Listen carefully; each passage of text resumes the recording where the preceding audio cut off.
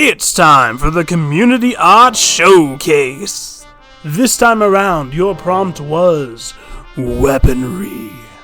Once again, you've all done an amazing job, and I love seeing what you guys come up with. But before we get into it, if you want to participate in the next Community Art Showcase, you have until the end of the 30th of this month to create something with the prompt of landscape. We're going to get a bit more classical this time. Though of course I would not deign to limit you to mere reality. You can do a completely imagined landscape, something based off of a media you enjoy, or of course a real life location. It's up to you. Any and all art medium, styles, and skill levels are not just wanted, but desired. And so, if you want to participate in the next Community Art Showcase, make something with the prompt of landscape and post it to the channel Discord before the end of the 30th. Now then, onto the weapons. First off, from Oligalorg, we have what I, at the very least, interpret as the Moonlight Greatsword of FromSoft fame. But I could be wrong on that. Either way, I really like how you've got the radiating glowing effect from its center. Two minor suggestions for you is that I think the handle reads a little short to me. It might be a perspective thing, but feels like it's a little stubby. Secondly, I think if you took a closer to ultramarine blue and did the edges of the blade and maybe like the underside of the crossguard a little bit, it would make the whole thing pop a bit more. Not the glowing effect mist coming off of the blade, just the actual object itself under that. As it is right now, because your outer glowing aura is the same color as the outer bits of your sword, they kind of blur together a little bit, even with the outlining. Doing the extra bit of ultramarine blue would help separate them as two distinct things visually, I think. Alternatively, you could take the inner glowing core with your lighter blues and whites and have that be on the outer edge of your blade so that the aura also has that same glowing gradient, which would also help separate and make the sword part distinct from the glowing aura. So, like I said, I do really like the inner glowing effect, and you can't really go wrong with a magic sword.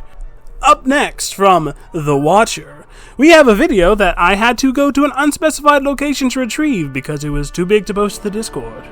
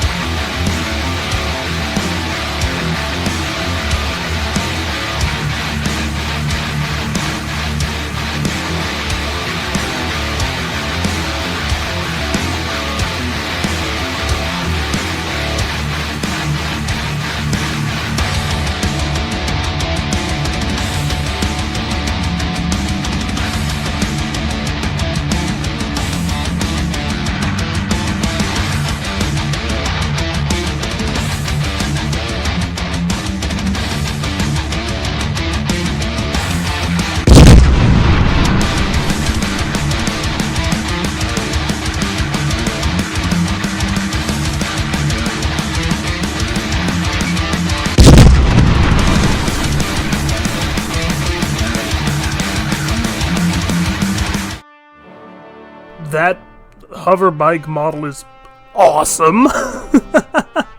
Not sure what else to say about that because it is really good. About the only critique I can kind of offer is that the driving part was a little janky. I can tell there was something more going on there than just hand animating it, but I'm not sure if you were going along a curve path, you were using that same shrink wrap constraint that I used to make the one floating duck in that video, or what? But so I can't offer too much advice there. Without knowing exactly how you're animating that, all I can really say is that it felt like the hover bike was more on a rail system than anything, but it was still really good. Up next, from Obese Rat 44, we have a version of the Darksaber of Star Wars fame, but as a knife. I really like this one. It actually kind of looks like the animated Clone Wars. Well, they were both animated. I mean, the 2D animated Clone Wars. And if that's what you were going for, you captured that style really well. Great use of negative space to do the inner energy crackling too. It is more of a Bowie knife than a Ninjato, but that's not really a big deal. It's still really cool. However, I have to deduct points from you. Not for your artwork's great, but for what you said in the Discord.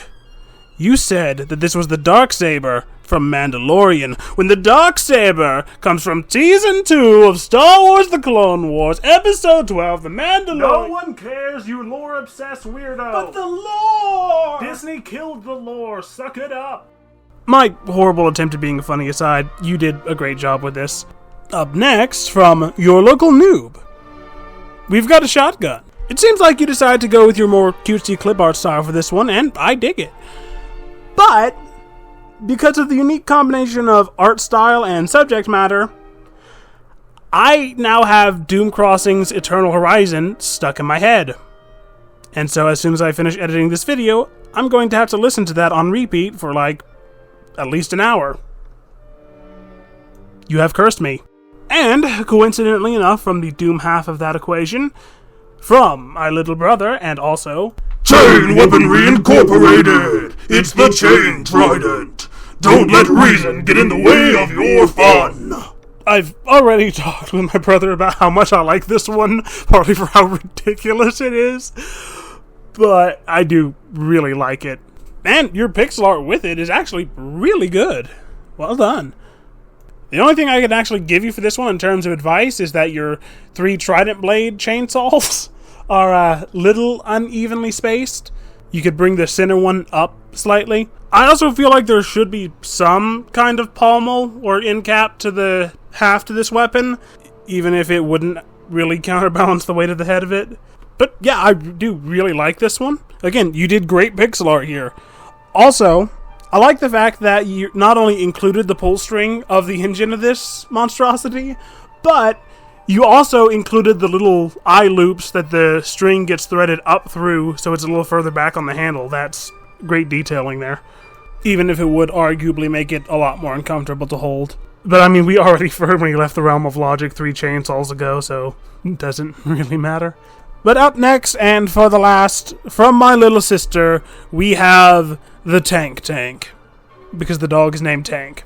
I see the vision. I like it. It's funny. Especially when you have the context I'm not going to give the rest of you.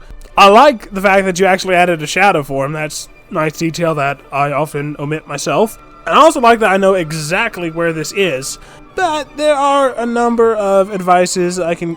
Advices? What? Number of pieces of advice. English system are failing. I'm going to leave that in. There are several pieces of advice and constructive criticism I got for you on this one. Firstly, you made him very skinny when he's a lot stockier than that. The rear paw in the background is bigger than the rear paw in the foreground. That should either be flipped or they should be the same size. And his muzzle should only be about half as long as it is. You have him looking way more beagle-like than he does. And alongside that, shading. Right now, everything looks extremely flat, and even just a little bit of shading will help fix that. It's most needed on the fence posts because they just look like a solid gray mass at the moment.